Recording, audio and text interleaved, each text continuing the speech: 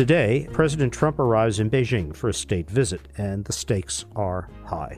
What may have been originally simply a symbolic diplomatic reset several months ago now comes at a moment of active conflict in the Middle East with the closure of the Strait of Hormuz, the growing economic disruption, the greatest market energy-related shock in history, and sharpened U.S. China tensions, but also a Chinese interest in seeing normal movement through the Strait of Hormuz resumed.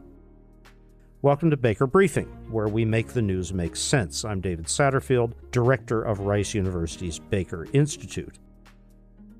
Now, today marks President Trump's first visit to China since 2017. How this visit unfolds could help set the tone for one of the world's most consequential security, political, economic relationships at a time of mounting global instability. And today we're going to explore what both Washington and Beijing are trying to signal, trying to achieve at this critical moment. And we're going to try to sort out the difference between performative signaling and real executable. To help us understand the dynamics at play, I'm joined by Dr. Stephen Lewis. He's the director of the China Studies program at Rice University's Baker Institute for Public Policy. Steve, it's been 9 years since President Trump last visited Beijing. To set the stage, the context for this moment, can you walk us through the historical context that help explain why this visit carries such significance now? Part of the greater context is that many people in the world, and especially people in China and even the United States, are wondering, have we entered a new Cold War? There's so much disagreement with China on so many areas, from economic to military to political.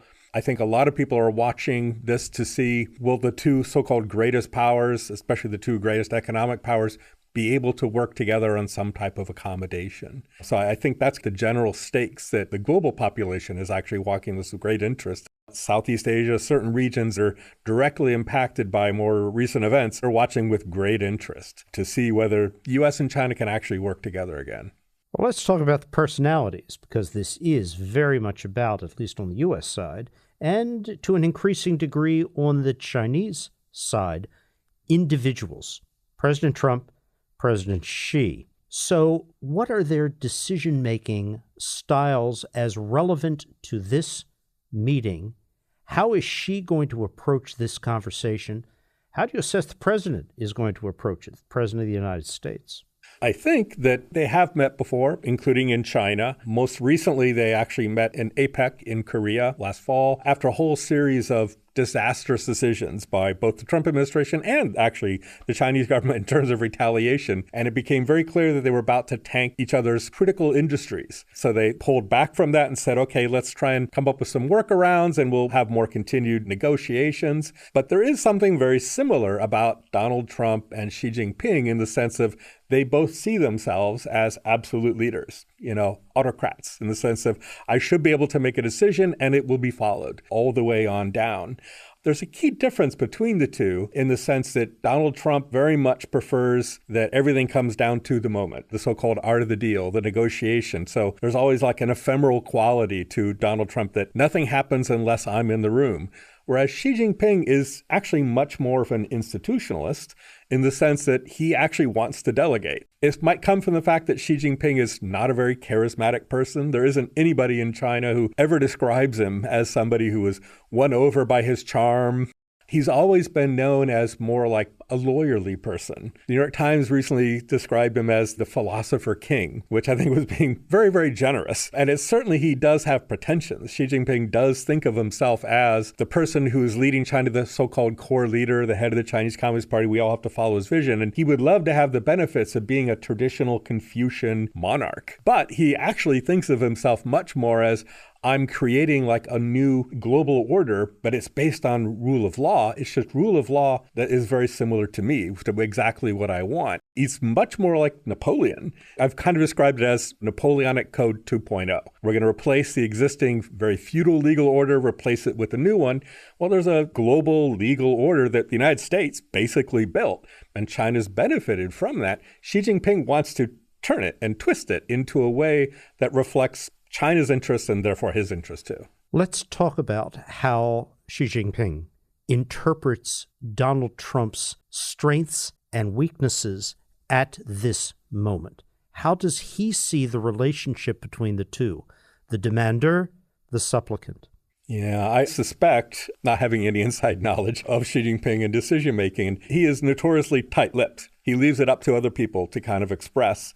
And if you kind of follow official propaganda experts and China scholars who are allowed to talk about these issues, the main feeling they express is just perplexed. They don't understand why he's making a lot of the decisions that he's making. And they also, on the other hand, though, they see this as, well, this puts a lot of power upon us right now, in the sense that they see the U.S. as actually unusually weak. They see the U.S. as going in very much strategically a wrong direction in terms of its economy, but they see this as, wow, this is a wonderful opportunity for us to exploit. And famously, the U.S. is making a lot of mistakes. Let's just let them.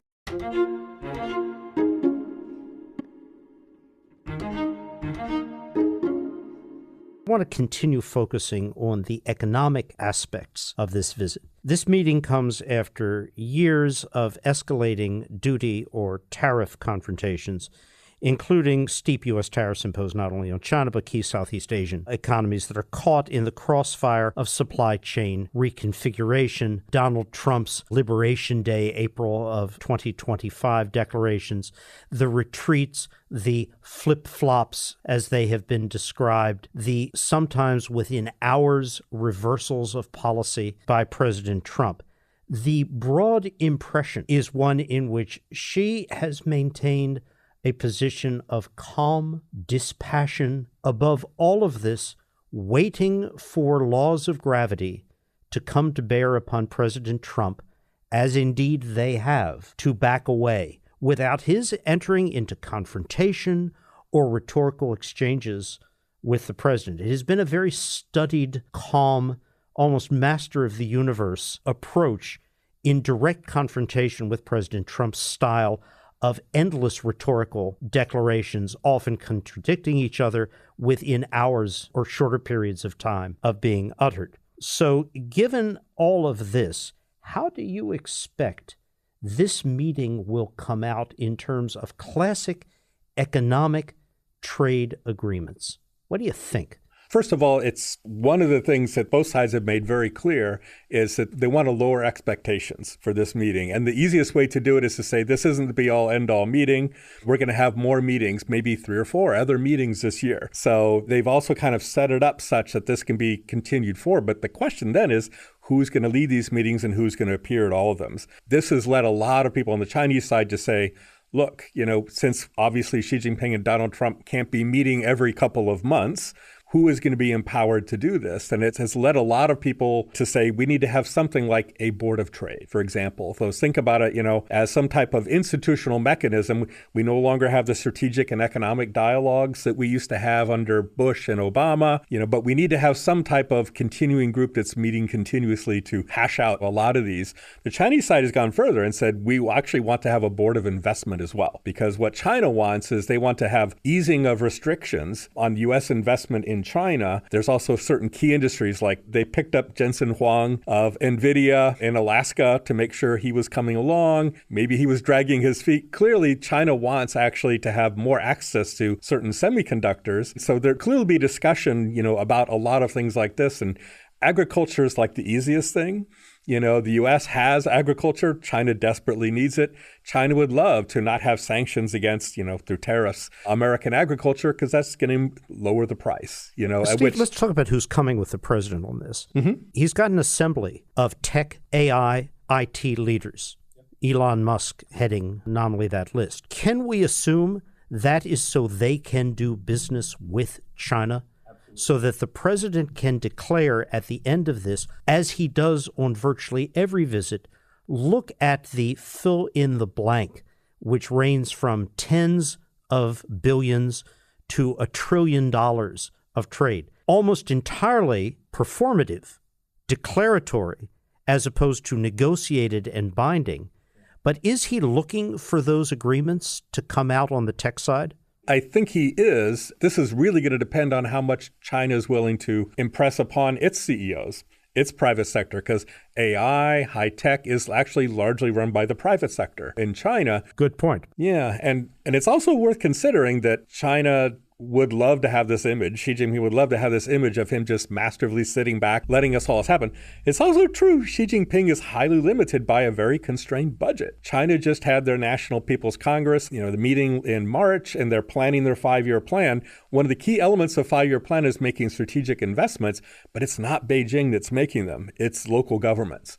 And Beijing is encouraging, but it's not coughing up a lot. And Xi Jinping feels constrained. He is constrained, but it is clear China does want access to the cutting edge chips and technology. Sure. Not to diminish in any way China's ability rapidly moving forward to engage in that cutting edge technology, because they are. And for the last year since DeepSeek was released, they're a fifth-generation competitor now, but they still want access to what the U.S. industry has. And especially in things like quantum, biotech, nuclear fission. So it's like the whole next generation. And China probably knows, like the U.S., that they can't really compete with Taiwanese semiconductors or even some of the Korean semiconductors. China wants a relaxation of the machines that make semiconductors. And that's what it wants from the U.S. side. And there's also plenty of U.S. companies that want that as well. And so the question is, can we create like a board of trade and turn over these non-critical things to that? Or does everything have to keep coming back to Donald Trump? And there is the real challenge. This administration has not been overly fond of institution building or institutional support because it degrades from the ultimate highly personalized direction of a single individual from hour to hour. Very different from Xi's view of things, whether he would like to be in that role but can't because of the system, or genuinely sees an advantage to a delegated structure.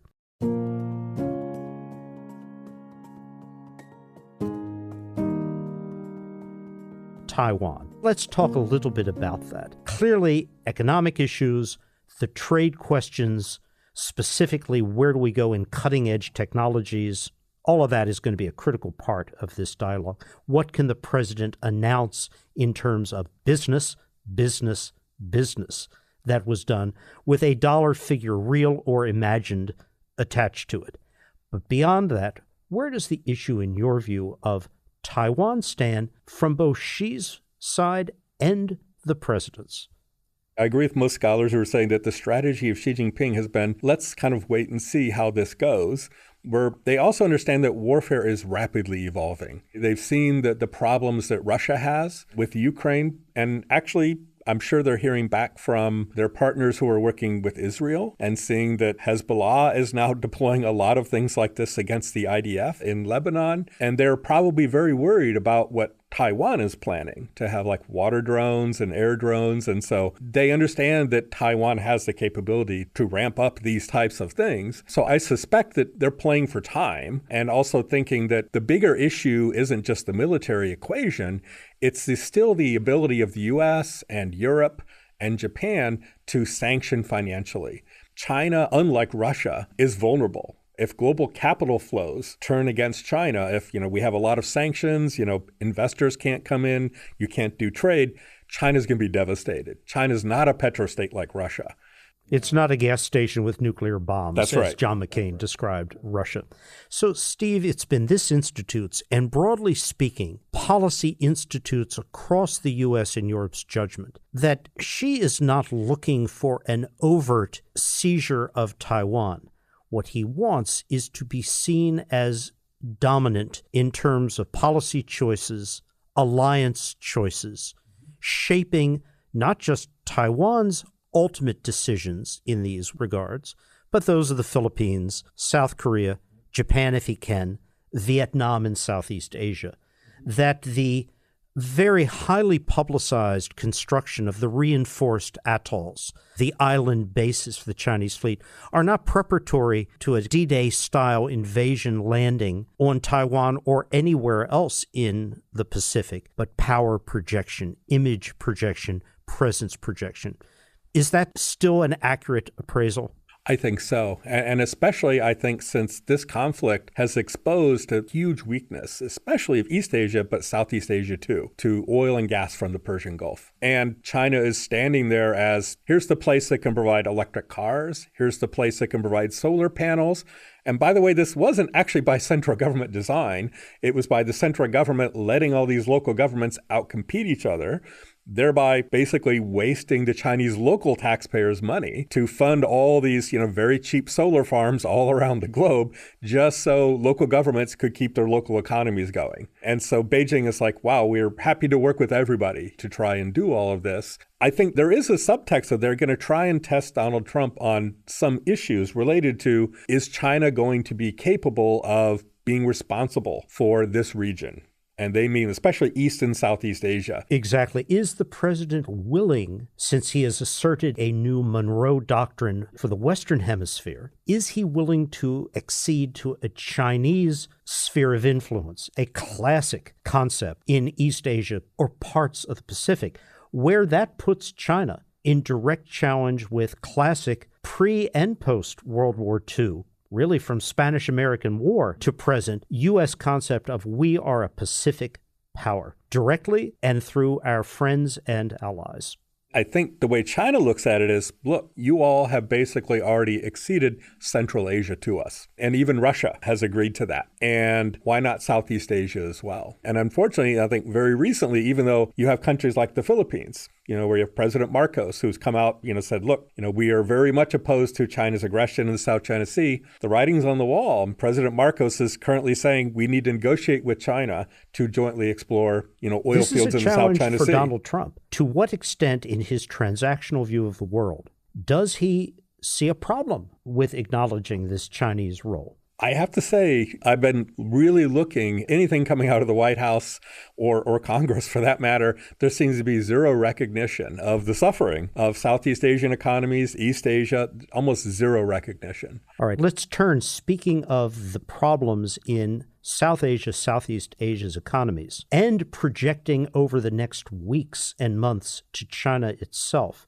the consequences of the closure now for almost 2 months of the Strait of Hormuz, whether the Iranian closure or the U.S. blockade, doesn't matter which, China is not getting the oil, the crude, the products that it got from the Gulf. 80% of Iran's export crude went to China. Now, China had a robust, we estimate, 120-day stockpile, and it had a lot of floating crude en route to delivery.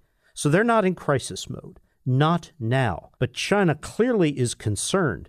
If this standoff in the Gulf, Iran is willing to keep the strait closed and bear the economic pain domestically, Iran is, from all of this indefinitely, meaning 2 to 3 months projected.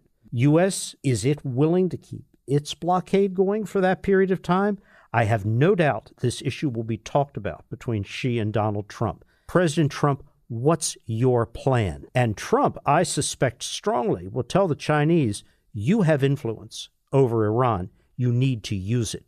You need to tell them to be reasonable, including, one would hope, restoration of the strait to its prior status. No acknowledgement of Iranian sovereignty or control, no tariffs or taxes applied to ships, because that cuts and hurts China as well, unless it can negotiate exemptions, which it may well be able to do. I will be fascinated after the meetings to hear where this issue was left by both sides, the status of the strait, Iran's interaction with Iran.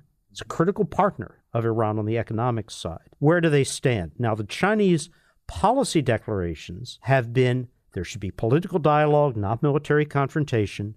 The strait should reopen.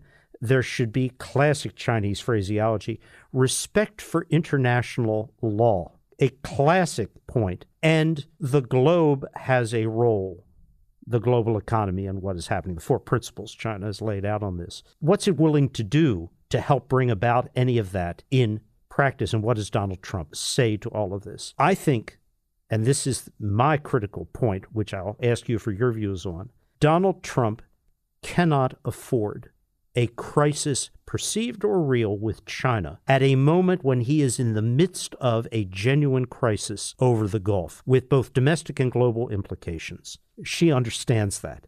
She sees Donald Trump as the supplicant who needs something out of this meeting. She really doesn't. He doesn't want to collapse, but that's not likely. Donald Trump needs more from him, just as Vladimir Putin needs more from China than China needs either from Russia or at this moment from President Trump.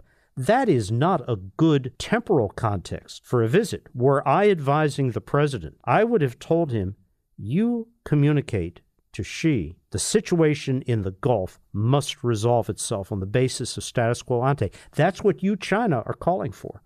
So you use your weight. When that's resolved, then we can come and talk in a calmer, more normal global environment. I would not have gone for this visit at this moment. That would be my advice as well. But I agree with you, except I do think there's some other sides to this that make me wonder about. I suspect China, they are focused on, obviously, the energy issues. They're focused on those things too. But in terms of thinking about the U.S. China relationship and thinking more globally, I think China is also really worried about something that Trump started that actually works against China's interest. And that is that actually, oddly enough, if you think about what China started last year with its global governance initiative and saying, let's bolster the Shanghai Cooperation Organization, potentially bringing Iran into this. Let's work with the BRICS. Right? But when Trump has basically alienated the Europeans, so many other countries around the world, it's provoked, mainly led by Canada and to some degree like Italy, Brazil, especially. I think that actually worries China more because China wants actually to be that hegemon using international organizations. It just wants to create new international organizations where it can disproportionately dominate. I think what Trump sparked is the so-called middle powers are stepping up, and that includes famously like Brazil, India, Canada, right? And these are all countries that now are like, we are going to stand up to Donald Trump. We also might stand up to you. And it's also true that the main country in Europe that was kind of blocking the EU from moving against China in many ways was Germany. But Germany has been absolutely devastated by China's export economy, especially in things like automobiles. And they've been having very tough times. And we know politically they're also having very tough times. So I think China is kind of reading the room. Yes, they're worried about Donald Trump, but they also know that he's started a fight that's going to create problems for them as well. And let's turn now to a U.S. neighbor, Mexico. We have seen President Sheinbaum preempting Donald Trump to adopt very harsh duties on the import of Chinese BYD vehicles, which were coming to dominate the Mexican automotive market. Nearshoring has been targeted by Sheinbaum, knowing that in the now ongoing review and potential revisions of the U.S.-Mexico-Canada agreement, the USMCA, this was going to be a key issue. China is a target.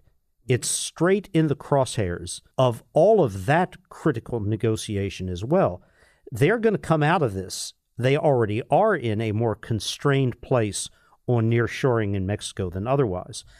But there's another aspect to Mexican-China trade, which is fentanyl and other drug precursors.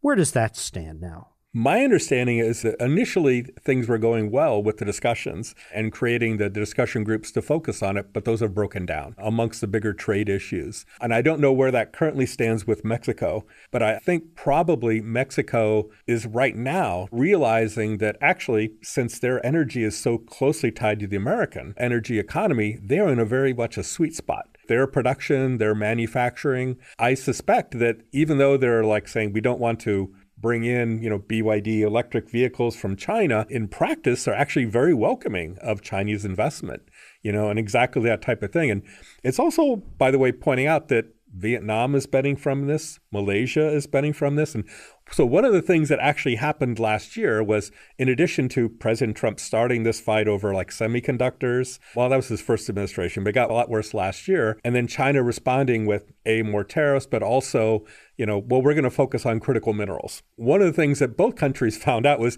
they don't understand their supply chains. And let's talk about that. Yeah. Because what has been revealed, or what is now public facing as opposed to industry understood aspects of the closure of the Strait, 30% of the world's helium, a vital, irreplaceable, production-limited component in semiconductor manufacturing, has been cut. Very few manufacturers carry beyond 60 days' supply of helium.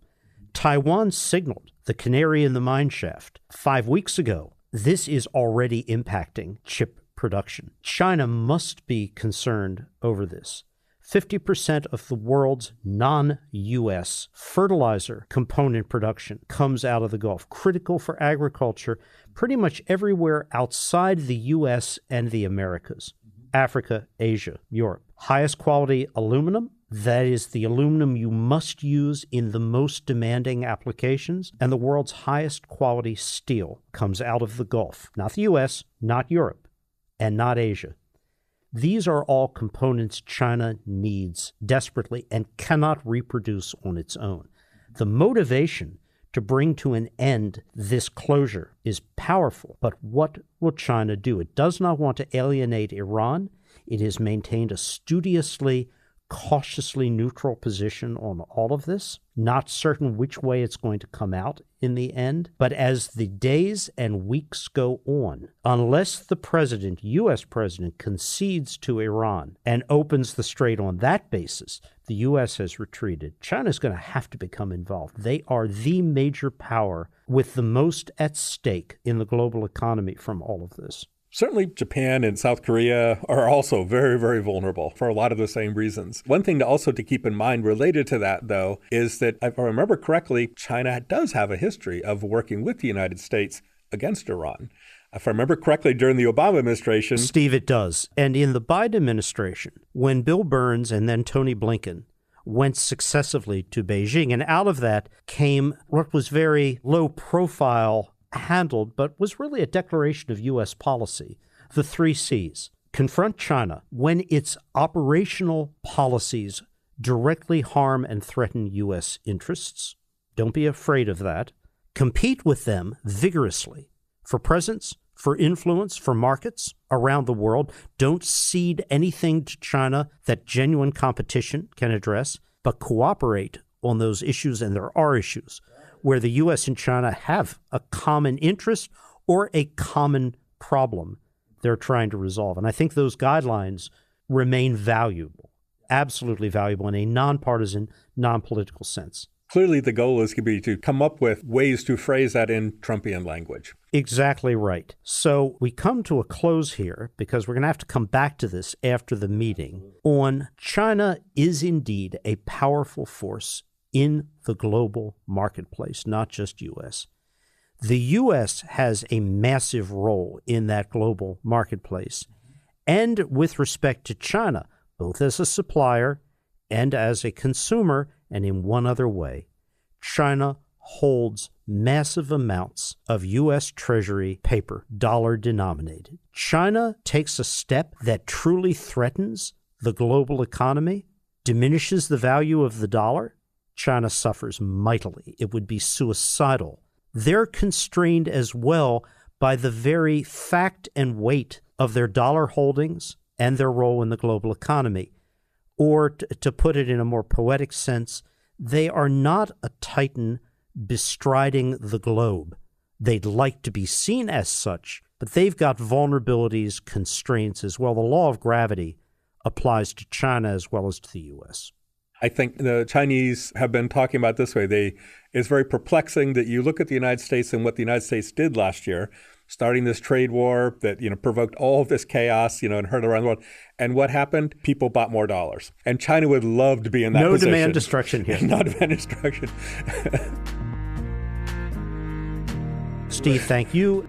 This has been Baker Briefing, where we make the news make sense. This podcast is brought to you by Rice University's Baker Institute for Public Policy in Houston, Texas, ranked the #1 university-affiliated policy research institution in the world. This episode was produced by Shannon Moriarty. Audio production was led by Kevin Young. Additional production support was provided by Ginard, Leslie Murray Aguilar, Ed Bailey, and Ben Stevenson. If you like what you hear, leave a review or get in touch and make suggestions about what you would like us to speak to at bakerbriefing@rice.edu. Listen to our other podcasts, read our research, or learn about coming events at bakerinstitute.org. Thank you for joining us.